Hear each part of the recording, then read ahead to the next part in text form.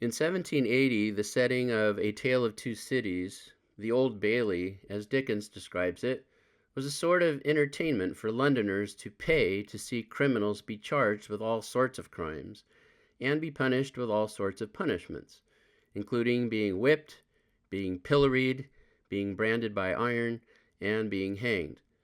Today, the Old Bailey is the central criminal court building. If you wanted to see a trial here at the Old Bailey, you would have to pass through these doors behind me. In A Tale of Two Cities, this is where Charles Darnay was tried and found innocent. If he was found guilty, he would have been disemboweled and beheaded. So, fortunately, there were enough witnesses to get Charles Darnay off at his first trial in Tale of Two Cities. This is also where Jerry Cruncher is sent by the bank to send a message to the banker, Mr. Lorry. A spectator at the trial, convinced that Darnay will be found guilty, describes to Jerry Cruncher in a matter-of-fact way that what Darnay has to look forward to. Quote, "He'll be drawn on a hurdle to be half-hanged, and then he'll be taken down and sliced before his own face, and then his insides will be taken out and burnt while he looks on, and then his head will be chopped off, and he'll be cut into quarters. That's the sentence." Thankfully, no judge can pass a sentence like that today.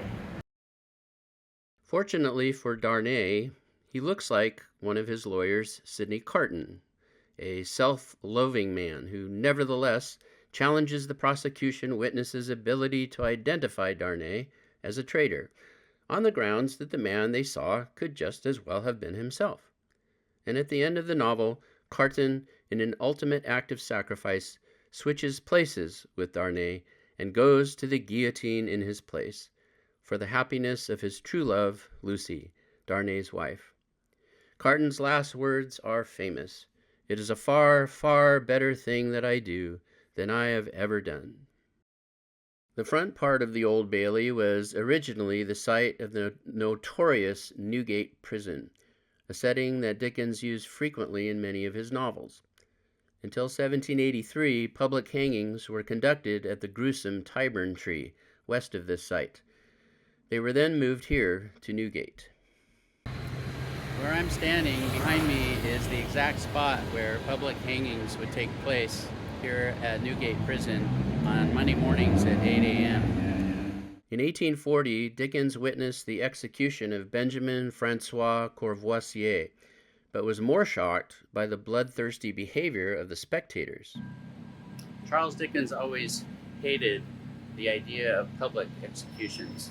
So if you can just imagine in the 1800s, all around this square, there would be thousands of people just entertaining themselves, watching people being hanged here. And Charles Dickens always thought that was a very grisly thing to watch, and he hated it, and he put a lot of that information in his novels. Fortunately, public hangings ended in 1868 when they were moved inside the prison. The prison was destroyed twice, once during the Great Fire of 1666, and again during the anti-Catholic Gordon riots of 1780, the setting for Dickens' novel Barnaby Rudge.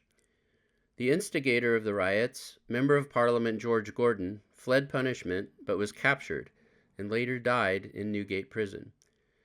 Notable prisoners of Newgate include Daniel Defoe, author of Robinson Crusoe, the pirate Captain Kidd, William Penn, and Oscar Wilde. Newgate was demolished in 1902. In Oliver Twist, Oliver visits Fagin here before Fagin is hanged. In Barnaby Rudge, rioters burn the prison, and the leaders, Hugh and the hangman Ned Dennis, are imprisoned in cells that are refitted after the fire. Both of them are hanged here. Meanwhile, Barnaby, sentenced to hang in Bloomsbury Square, as I discussed earlier, is granted a last-minute reprieve. In Great Expectations, Pip, after arriving in London for the first time, notices that there is straw on the road in front of Newgate Prison, which is strewn there in order to deaden the sounds of the carriages so as not to interfere with the trials held inside the prison walls. Later, Wemmick escorts Pip through the prison, and Pip is horrified by the conditions of the prisoners. In Sketches by Boz, Dickens said of the place, quote, "Men, day by day, and hour by hour, passing this gloomy depository of the guilt and misery of London, utterly unmindful of the wretched creatures pent up within, bound and helpless, whose hours are numbered, and whose miserable career will shortly terminate in a violent and shameful death. How dreadful its rough, heavy walls and low, massive doors, made for letting people in and never letting them out again. Then the fetters over the debtor's door, ready to be riveted on the limbs of some felon." A sympathetic and indignant Charles Dickens said he, quote, "never tired of wondering how the hackney coachman across the street could make jokes in the presence of such horrors, and drink pots of half and half so near the last drop," unquote. This was Dickens' chilling way of comparing the last drop of milk to the last drop from the gallows. Holy Sepulchre Church here also has a bit of a morbid history, because if there was a hanging to take place across the street at Newgate Prison, those hangings always took place on Monday mornings at 8 a.m. So if you heard bells pealing from this tower on Sunday night, you would know there would be a hanging across the street at Newgate Prison the following Monday morning. Incidentally, John Smith, the leader of Jamestown, Virginia, and friend to Pocahontas, died in this church and is buried here.